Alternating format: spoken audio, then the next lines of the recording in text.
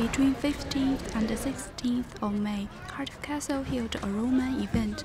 Volunteers played as Roman people to stimulate Roman normal life in that time.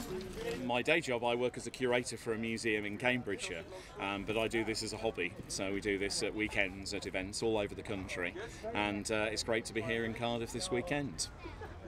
From years of kind of reading up about the Roman period, we try and study either Roman original textbooks that survive, from obviously things historians and archaeologists have written, and obviously by looking in museums at surviving examples of many Roman finds that give us an impression of what some of these objects originally looked like. My 4-year-old son William loves Romans and bow and arrows, and really wanted to see the soldiers today. We're here to educate and entertain the public by using the image of the Roman soldier.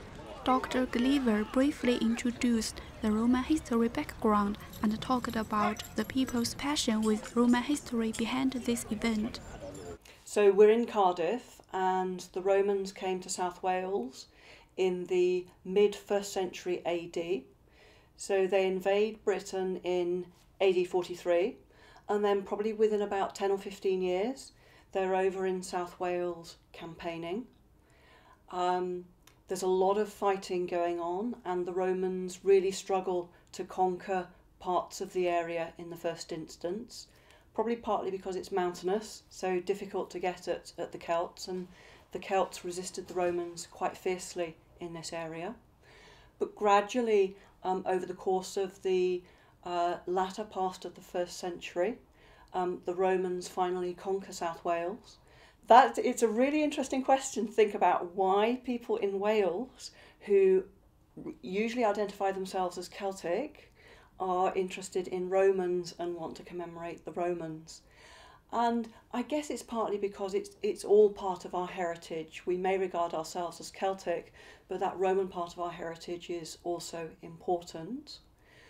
But also studying the Romans has traditionally been part of British history as well, and it links in with with Britain's own history of having an empire. So back in the 19th and early 20th century, when Britain had an overseas empire, elite Britons identified themselves with Romans because the Romans also had an overseas empire.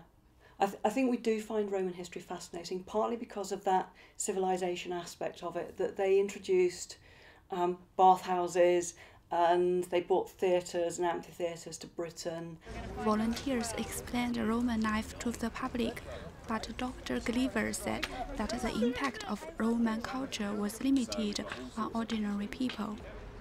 All Roman women were expected to be able to spin and weave, enough to clothe their own household, although the very rich would have had slaves to help them. Even the empress would have woven and spun to show an example to other people. The impact that Rome had on Britain and Wales is quite interesting, because it probably impacted the elite, the wealthy, powerful people, rather more than it did the ordinary people.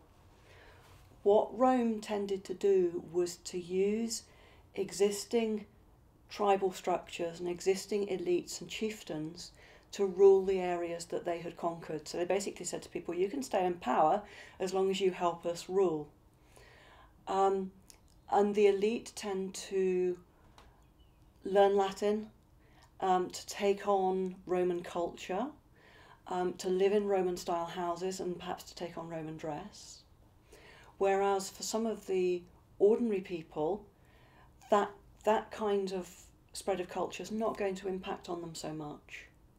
For ordinary people, if they want to interact with the Romans, they're probably going to have to learn Latin. So there was probably a level of bilingualism in that you've got Celtic peoples who know some Latin, can communicate with the Romans in Latin, but there may well have been a lot of other Celtic people who never learned Latin and whose lives weren't changed quite so much by the Roman occupation.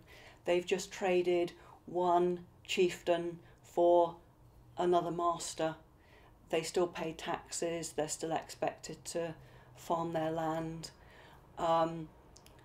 the Romans introduced new gods, but they didn't prevent populations from worshipping their existing gods as long as they didn't go in for too outrageous religious ceremonies and going for human sacrifice and that kind of thing.